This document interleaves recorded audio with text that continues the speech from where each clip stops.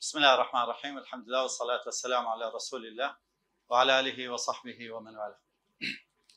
بابەتەکە باسی مبادئ أس المعلم ياخذ بنەماکانی مامۆستای سەرکەوتوو لەو 20 دقيقة إن شاء الله مقيدة بەوە 5 دقيقة پێش وەختیش باش زۆر باش. ئەگەر بەو پرسیارە دەست پێ بکەم کە دکتۆر شێرزاد ئیشارەتی پێدا کە فەرمووی هەمومان لە ژیانی خۆماندا مامۆستایەک هەیە کاوە پێوە کاریگەر بووینە متەئەسر بووینە لە ینی ئەسەری بەجێ هێشتێ لەسەر ژیانمان. ئەگەر دوو سێ نمونە وەربگرم لەولا چ مامۆستایەک ئاوا کاریگەری بەسەرتەوە هەبووە هەتا ئێستا لە بیری ناکەی وای لێ هاتووە حتا مەسەلەن ئەو مادەت خۆشویستوە یا هەندێک جار وای لێ هاتووە تەخەسوسەکەت ئەوە بوو. بەڵێ مامۆستا ماشاء بەێ یعنی ئەو شتانێک کە بە تەمسیل شەرحیە کرد جوانە دەست خۆش ئەوە وای کرد کە متەئەسر بی پێ جوانە دەست خۆش ماشاء بەڵێ مامۆستا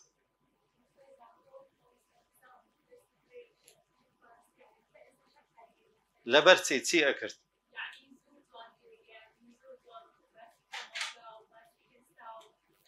جوانە مادەکەی ڕەبەتە کرد بە ژیان جوانە دەست خۆش ماشەڵڵا یەکی تر بەڵێ مامۆستا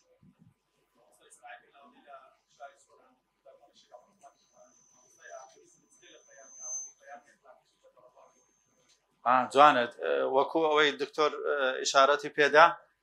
پەیوەندی بە فێرکردن و پەروەردە لێکی ئەبەستەوە لەبەر کات زۆرتر نمونە وەرناگرم بەڵام ئەوانە هەمووی نیشانەی ئەوەنە گەر مامۆستایەک سەرکەوتوو بوو لە پەروەردە و لە فێرکردندا پەیامدار بوو وەکو دکتۆر باسی کرد ئینجا کۆمەڵێک صفاتی هەیە کە ئەگەر ئەو نمونانە وەربگرین لە ژیانی خۆماندا حتمما هەندێک مامۆستامان دەستەکەوی کەوا کاریگەر بوونە ئەسەریان بەجێ هێشتووە لە ژیانی ئەو قوتابیە نەک لەوە ساڵێک بەڵکو لە ژیانیدا هەمووی مەسەلەن هەتا گەورە شەبی هەرێ قەرزاری فلان مامۆستایمە ئەو بەو نەسیحەتە ئەوە نەسیحەتی کردم ئاوا لەگەڵمان باش بوو ئەمنی تەشجیع کرد هەموو ئەو صفەتانە طبعا زۆرن کە باس لە صفاتە سەرکەوتوەکانی مامۆستا بکەین بەڵام لەو 20 دقیقە هەوڵە دەم ئەوانەی کە پێم وایە لە گرنگترین صفاتن کە مامۆستا هەیبی جارێ مامۆستای سەرکەوتوو ئەگەر پێناسەی بکەین ئەو مامۆستایە کە بەس گرنگجی نادا بە محتەوای مادە بەس بەو بابەتەی کە ئەوجە فیزیایە کیمیایە کوردیە کۆمەڵایەتیە ئاینە هەر بابەتە کە باس لە محتەوایەکەنە بەڵکو فێریان ئەکات چۆن بیر بکەنەوە ئەنجا فێریان ئەکات چۆن ئەو فێرکردنە ئەو معلوماتە ئەو زانستەی کە وەریان گرتیە چۆن ڕەبتی بکە بە ژیانیە چ سوودێکی هەیە ئەو معلوماتە ئەمن لە ژیانی خۆمدا لەبەرچی ئەی خوێنم ئەوە ئینشاءڵڵا لە سلایدەچی میسالیشی لەسەر دەینمەوە. باش سەرەتا بڵێن باش لەبەرچی مامۆستای سەرکەوتوو لەبەرچی مامۆستایە مەسەلەن باس لە مامۆستای سەرکەوتوو ئەکەن لەبەرچی یەک لەوانە چونکە مامۆستای سەرکەوتوو ئەتوانی بیئەیەک و ژینگەیەکی هاندەر لە بۆ فێرکردن دروست بکاتن بیئە محەفزە وا لە پرۆسەی خوێندن ئەکا کە پرۆسەیەکی چێژبەخش بی خۆشی لێ ببینی قوتابی نەک بە دیسان دەرس دیسان مەکتەب ئاوا نەچتەمە مەکتەب بەڵکو بە خۆشیەوە بڕوات ئەوە مامۆستایە کە توانی دەرس ئاوا خۆش بکاتن کە بالفعل ئەو صفەتەی هەبی کە هاندەربی ژینگەیەکی خۆش دروست بکە ژینگەیەکی چێژبەخش دروست بکە لە بۆ پرۆسەی فێرکردن. خاڵێکی تر کە مامۆستای یەک لە مامۆستای صفاتی مامۆستای سەرکەوتوو ئەوەیە مامۆستایەکە ڕێز لە عەقڵی قوتابی ئەگریتن وەکو دکتۆر سادق باسی کرد کە قوتابی سەنتەرە بەچی قوتابی سەنتەرەبی بەوەی کەوا بەشداری پێ بکەیت بەوەی کەوا باوەڕت وابی کە ئەو بەشدار بووە ئەو قوتابیە شتی پێیە کە بیبەخشی لەبەرەوە سوالی لێ ئەەکەی لەبەرەوە بەشداری پێ ئەەکەی لەبەرەوە پرسی پێ ئەەکەی لەبەرەوە ئەیانکەی بە گرۆپ لەبەرەوەی پرۆژەیان پێ ئەدەیکەوە جێبەجێ بکەن واجبێکی وایان ئەدەیە کە ئەوان بێن مادە حازر بکەن و شەرحی بکەن هەموو ئەوە لەسەر ئەو ئەساسی ئەوەیە کە لەبەرچی بەشداری بەو قوتابی ئەەکەم لەبەرەوەی باوەڕم پێیە کە ئەوی شتی پێ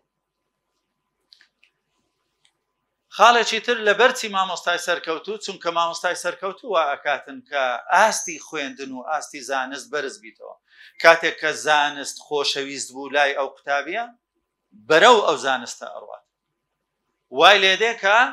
بەس بە قەناعەت بە مادەی کتاب ناکە بەڵکو ئەچی زیاتری لەسەر ئەخوێنیتەوە زیاتری لەسەر فێر ئەوی ئەمما کاتێک کە مامۆستا وابیتن نەک ئەو مادەی کە لە کتێبدایە نایڵێ هەمووی هەر بابەت و هەر وەحدەیەکی هەر کردۆتە سێ چوار جوملە سێ چوار ڕستە بەس خەتی لە بنداوە ئەڵێ مەخوینە بەس ئەوە گرنگە بەس نازانم نەک بە سوای لێدێکە حەزی بە بابەتەکە نییە بچی شتی تر فێربی بەڵکو ئەو بابەتەشی کە هەیە مامۆستا ناکرێ بە بزانین کامەی گرنگە کامەی لە ئیمتیحان دێتەوە بەس ئەومان پێ بڵێ نا مامۆستای سەرکەوتوو وا لە قوتابی ئەکا ئەو مادەی خۆش بوێ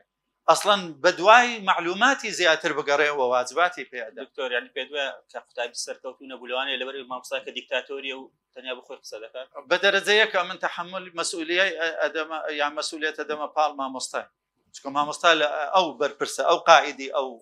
شعبەیە ئەنجا لەبەرچی مامۆستای سەرکەوتوو چکە مامۆستای سەرکەوتوو ئەتوانی پەیوەندێکی یەکجار بەهێز دروست بکە لە نێوان قوتابی و لە نێوان مامۆستا لە نێوان قوتابی و لە نێوان ئیدارە مامۆستا ئەتوانی ئەو ژینگەیە وا خۆشەویست بکە ئەنجا پەیوەندێکی ئاوا بەهێزی لەگەڵ قوتابیان هەبی کە ئێستا ئینشاءڵڵا لە یەک لە سلایدەکاندی ئیشارەتی پێدە باش دێمە سەر محوەری بابەتەکە بزەبت یعنی ئەو صفەتانە دەبی طبعا بەسەریعی بەسەریدا بڕۆم یەک لەوانە مامۆستای سەرکەوتوو هەروەک دکتۆر شێرزاد فەرمووی پەیامدارە ئامانجی ڕوون و وازەحە ئەو بەخۆی ئامانجێکی دیاریکرا و وازەحیەیە کە لێی ئەپرسیت بەتەمایتی هەدەفەکەی وازەحە دیارە ئاشکرایە لای ئەوەندە خۆی ئەسڵ وایە کەسێک ئامانزداربی لە خەوەکی قوڵ واگای بینی بە خەبەری بینی هەستا ئامانجت چییە یەکسەر بیڵێ ئەو هاتێکەڵ بووبی بە ژیانی نەک بڵێ ئامانجت چییە وەڵی خۆتان نەزانن هەمومان الحەمدولله یانی ژیان بەخۆی چۆنە بەڕاستی پێتان بڵێم کەوا ینی دزمانی تێکبارێ و بینی و ببا و نەزانی دوو جملەی وازەح نەڵێتن ئەوە یعنی هەر بەخۆی جارێ نازانی لەبەرچی ئەڵێتەوە لەبەرچی دەرس ئەڵێتەوە ئەنجا مامۆستای سەرکەوتوو ئەوەیە کە داهێنان کاربی مبدعبی بەردەوام ئەو کەسێک کە قوتابیتی چاوەڕێیەکە ئەو ڕۆ مامۆستا چ شتێکی نوێ پێ چ شێوازەکی نوێ بەکاردەینی لەسەر یەک ڕۆتین ناڕوە لەبەرەوە ئەو قوتابیەکی کە غایبیش بووە لە بەرسەبەبەچی لە تەڵەبەکانی خۆی ئەپرسی مامۆستاتی لەگەڵکردن ئەوڕۆ چونکە تەوەقوعی لە مامۆستا وایە کە بەردەوام شتی نوێ بەکاردەینی بەردەوام شتی نوێ فێری قوتابی ئەکا مامۆستایەکی داهێنان کار ئەنجا يجلب المتعة للفصل الدراسي وەکو گوتمان ینی پرۆسەی خوێندن و پرۆسەی فێرکردن ئەکاتە پرۆسەیەکی چێژبەخش ئەوجا وەکو دکتۆریش ئشارەتی پێدا کە لا يتوقف عن التعلم ئەزانی ئەو زانستەی پێش ساڵێکی هەبوو ئێستا دەبی لە دووشتی نوێ بگەڕێ بزانی چی شتێکی نوێ هەیە ناکرێ مامۆستایەک هەمان ئەوەی کە ئەو دەرسەی کە ئەیگوتەوە با بڵێن خدمەی هەیە خبرەی 20 ساڵی هەیە ئەگەر خۆی نوێ نەکردو ئەکا خزمەتی 20 ساڵی هەیە بەس خبرەی 20 ساڵی نییە بەڵام ئەگەر بەردەوام لە نوێ بوونەوەدا بوو بەردەوام شتی نوێ فێر ئەبوو ئەوە ئەکا بڵێن 20 ساڵ خبرەی هەیە 30 ساڵ خبرەی هەیە 15 ساڵ خبرەی هەیە ئەمما ئەوی تر کە خۆی نوێ ناکاتەوە ئەوە کەسێکەکە خزمەتی یعنی خزمەتی 15 ساڵی هەیە خزمەتی 20 ساڵی هەیە نەک خبرەی 20 ساڵی ئەنجا ملیم بالمادە التي يدرسها زۆر شارەزایە لێی زمانی جەستەی کە گوترێ ینی لە تەواصل زمان جەستەی باش بەکاردێنی چونکە لغە وەکو تەواصل لە سێ بەش پێک هاتێ لە وشە پێک هاتێ کە بە پێی ئەلبەرت ماهارابیان 7% کاریگەری هەیە 38% تۆنی دەنگە بەرزی و نزمی دەنگ اینجا 55 لە سەتای زمانی جەستەیە هەموو ئەوانە بە تەریبی ئەڕوا ئەو شەیە کە ئەیڵێ لەگەڵ ئەو تۆنەی کە بەکاری دەینی لەگەڵ ئەو زمانی جەستەی کە بەکاری دەینی هەمووی بەسێ خەت بەرەو قوتابی ئەڕوا کەواتە کاریگەری زیاتر ئەبی تەواصلی زیاتر ئەبی ئاگادارم کۆ لە وەختی ئەگەڕەوە باش ئەوجا شێوازی نوێ بەکاردەینی وەکو دکتۆر ئیشارەتی پێدا ناکرێت ینی ئەو هەموو تەکنەلۆژیا تەتەوری کردیە مامۆستا بە هەمان شێوازی خۆی بڵێتەوە دەبی ئیستیفادە لەو تەکنەلۆژیای بکات لەوەی کەوە کاریگەریەکەی ئەو مادەی کە ئەیڵێتەوە زیاتر بی بەسەر قوتابیان ئەنجا گوێگرەی باش بی توانای قەناعەت پێکردنی هەبیتن توانای و مەهارە و سکیلی ئەوەی هەبیتن کارامەیی استثماری کاتی هەبیتن ئەو کاتەی لە بۆی دیان کرا مامۆستای سەرکەوت و یەک لە صفاتی ئەو شەغەف و پەرۆشێ یعنی نەک بەس خۆی وا حەزی لە مادەکەی خۆیە وا لە قوتابیەکانی ئەکا کە حەز بە مادەکە بکە مادەکەی هەن خۆش بووێ ئەوەی کە ئێستا چەند نمونە وەرگرت یعنی ئەڵێ ئەمن حەزم چوو ئەو مادەی لەبەرچی لەبەر ئەو مامۆستای چونکە مامۆستایەکە ئەوەندە خۆی مادەکەی خۆی پێخۆشە بەس خۆشیەکەی نەقل ئەکا لە بۆ قوتابیانی کە ئەو دەرسە چەندە خۆشە وەکو ڕاهێنەر دەرسێنەوەندەکانی خوێندن زۆر زەمان مامۆستاکان یعنی شتێکیان هەیە ئەوە تا چەند ڕای بۆ نمونە دەڵێ مادەم ئەمن هێمافەکانم پێ نادرێت وەکو خۆی ئەمژ ناتوان بۆ ئەو شتانە بگەێنم ئەگەر کاتم هەبوو جوابی جەنابەت ئەدەمەوە بە نمونەی عەمەلی نمونەی عەمەلیم هەیە لەسەرەوەی ئینشاءڵڵا مامۆستای سەرکەوتوو قوتابیەکانی ئاوانین بەڵکو ئاوان ینی بە حەماسەت و بە پەرۆشی شەغەفیان هەیە ئەوەیە ینی مامۆستاها کە دەرسەکەیان پێ خۆش بی حەزیان لێبی نەک خەوتوم ئەنجا پەیوەندێکی زۆر باشی هەیە ئەتوانی بە زمانێکی زۆر باش و سادە مادەیەکی زۆر معقد ئاسان و ئاسان بکات شی بکاتەوە مادە سەختەکان کە ئەو دەرسانەی مەسەلەن بە تایبەتی ینی مەسە معادلات توشت و ئەوانەی تێدا کە تەڵەبە لێ تێناگا ئەو ئەتوانی سادەی بکاتەوە بە زمانێکی سادە ئەنجا لەوە هەمووی مهمتر الأمثلة الحياة پەیوەندی ڕەبتی بکات بە ژیانەوە مشکلێکی زۆر زۆر گەورە لە تعلیم ئەوەیە کە ئەمە نازانین ئەو دەرسەی لەبەر چ ئەخوێنم ئەم نمونەی عەمەلی زۆر بە خێرایی باسەکەم لە کاتێک کە پۆلی 11 بوومە من دەرسێکمان هەبوو بە ناوی مثلثات ئەوانەی لە تەمەنی منن لەوانەیە بزانن کە سێ گۆش مثلثات ئەم لە ڕاضیاتی باش بووم سەتیشم لێ دەهینا بەس سوالێکم کرد لە مامۆستا گوتم مامۆستا ینی وانەی مثلثات چییە یعنی یەک پۆلی 11 هەمووی لەسەر مثلثات بوو بیرکاری یەک کتاب بوو بە ناوی مثلثات سێ گۆش وتم لەبەر ینی چ پەیوەندیەکی بە ژیانەوە هەیە ئەوە لەبەر چ فێری بین ئەو هەموو ساین کۆساین تان نازانم چی ئەوە گوتی بخوێنەوە بالفعل خوێندم سەتیشم لێ هێنا چوومە هەندەسەی لە هەندەسەی ئەوانەی لێرە ئەگەر مهندس و ئەوە کەسی ئەوە تۆ ماسەخینە لە کالکولەسی بیرکاری ساڵی یەکەم ساڵ دووەم کالکولەس هەر تۆ ماسە ساڵی سێم ئەدڤانس ماتماتیک یعنی الرياضيات المتقدمة زۆر یعنی ئەستنا قوڵایی بیرکاری لە کۆرسی دووەمی ئەدڤانس ماتماتیک زانیم ئۆی مثلثات چەند مهمە چ پەیوەندیەکی بە ژیانی ئینسانەوە هەیە تێکەڵە بە هەموو ژیانی ئینسان یعنی ئەوڕۆ کە ئەگوترێ مەسەلەن مۆبایل ئاوا ئەگەر تەماشا بکەیە لەسەر وەزنی لەسەر ملت ئەبیتە ئەوەندە چیلۆ و ئەوەندەی لێدێ کاتێکەڵێ بلۆچێک ئاوها هەر بگری لەسەر فەقەرات دەبیتە 500 چیلۆ هەموو مثلثاتە سێگۆشەیە ڕەبتە بە حەیات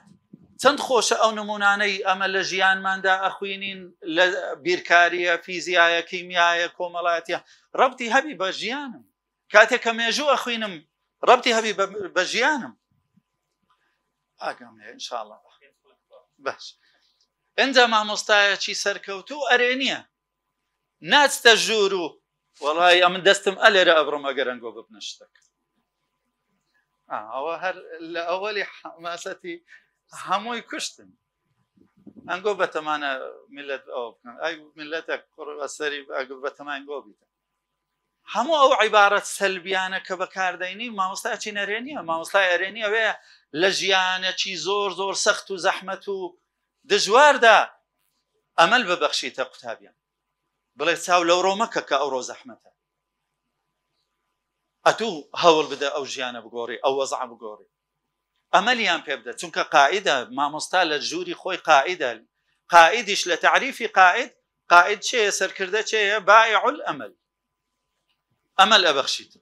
پێغەمبەری خوا صلی الله عليه وسلم کە گەورەترین قائیدە لە هەموو دنیا صلی الله عليه وسلم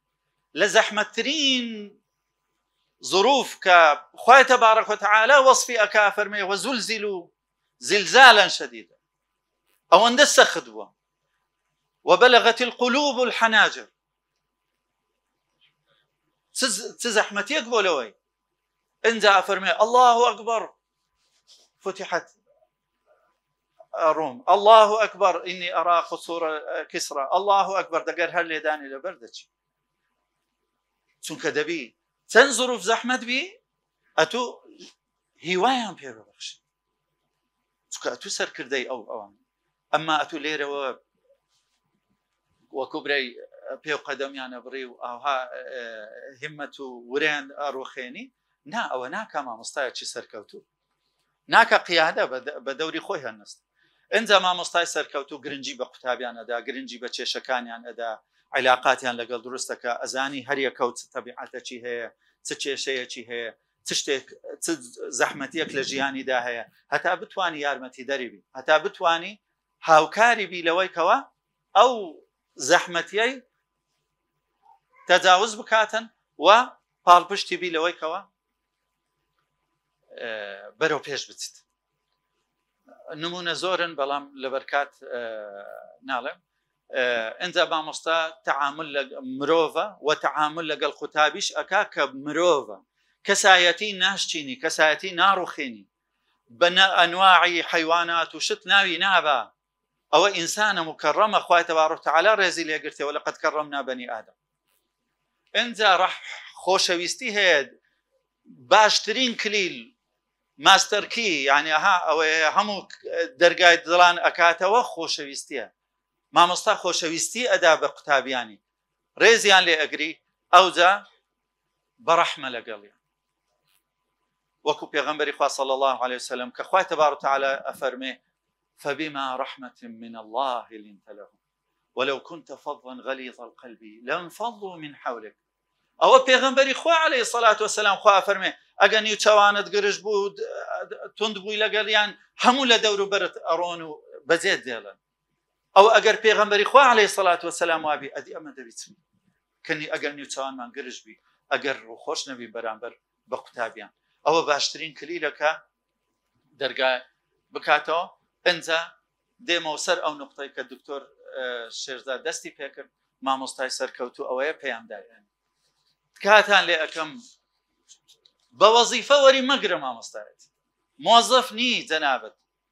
ئیشێکی زۆر پیرۆزەکەی ئیشی پێغەمبەرانە عەلەیهیم الصەلاة وەسسەلام لەم یەبعثنی الله معنتا ولا متعنتا وإنما بعثني معلما ميسرا أو لا مسلم حديثي پیغمبر صلى الله عليه وسلم كواتا إيشا زور زور قورا كي پيام دار با بوظيفة وري مقرا أو هم قتابية لبردستا كواتا تنويكت لبردستا أتواني قشيان بي بدي قش بعقليان بدي قش بروحيان بدي برو بهشتيان ببي أو بياما قوري خوت لبير مكا بوي كوا والله راتب مورقرتي ورنقرتي أم النار ما وراتب حقي خوته وغصبا عليهم دبي بالدم بەڵام ئیشەکەی تو زۆر پیرۆسترە لە ڕاتب ئیشەکەی تو زۆر پیرۆسترە لە وەزیفە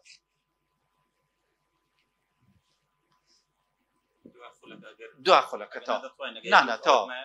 آخر شتم معلم الناجح ليس مجرد موجه للطلاب في الدراسة أو اللي هو يقين به كأتو بس آراستي قتابياني خود لە ناو پۆل ناکەی ئەتوو ئاراستەی ژیانیان ئەەکەی ئاراستەیان نەکەی لە ژیاندا لەبەرەوە زۆر زۆر پەیامت گرنگە زۆر مووقعەکەت وەزیفەکەت زۆر گرنگە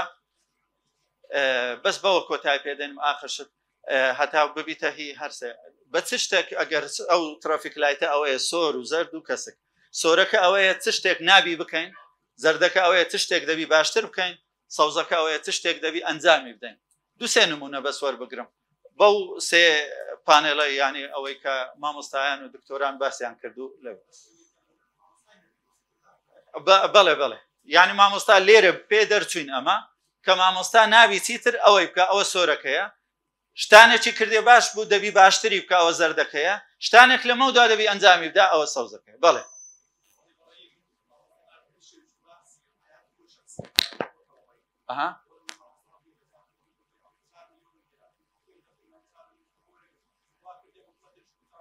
جوانە دەست خۆش مامۆستا شتە بەڵێ چیتر چی بیکا یان نەیکاتن بەڵێ مامۆستا جوانە مامۆستا تەڵەبەی نابێ بشتینتەوە ئینسانە مکەڕەمە بەڵێ مامۆستا جوانە چکە قودوەیە بەڵێ پەیوەندێکی زۆر باش دروست کات جوانە ڕەچاوی هەموو ئاستەکان بکە مامۆستای باش بەس تەڵەبەی باشی ناوێ ئەوی معدەلی 95 و هاتی تەلای ئەو جەبرێ من تەڵەبەکانم هەموویە مامۆستای باش ئەوەیە کە تەڵەبەیەکی دێتە لای معدەلی 50 ئەو لە بۆی بەرزەکاتەوە ئەوە مامۆستای باش نمونونەکە بڵێم یان دانیش نمونونەکە لەبەرەوەی وەزعی مادی ئێرە خراپە ینی مەسەلەن ئەوانی دکتۆرەکانش باسییان کرد ئەم نمونەیەک دەینەوە بە مامۆستایەک لە زیمبابوی وڵاتەکی ئەفریقیا ئەو جە لە خودی عاسیمەشنا لە دەیەکی لە گوندەکی زیمبابوی کچێکی 14 ساڵی بەس لە شار لە مەکتەب بوو چەند ساڵێکی خوێند فێرە خوێندەواری بوو هەستا کاتێک کە گەڕاوە گوندەکەی خۆی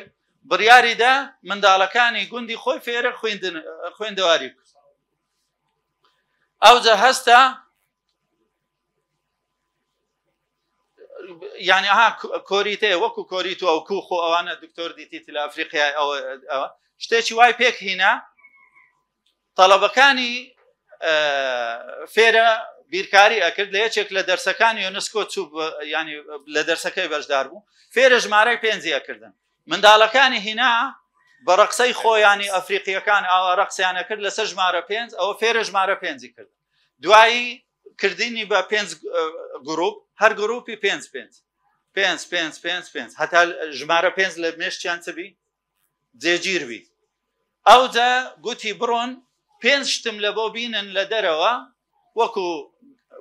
پەلکەدارێک وەکو چیلکەدارێک وەکو بەردێک وەکو 5 شتی وەکو یەکم لە بۆ بینن هەر گروپە و 5 شت ئەها وەجارەکی تر تەرسیخ بوو ئەوجا کە هاتەوە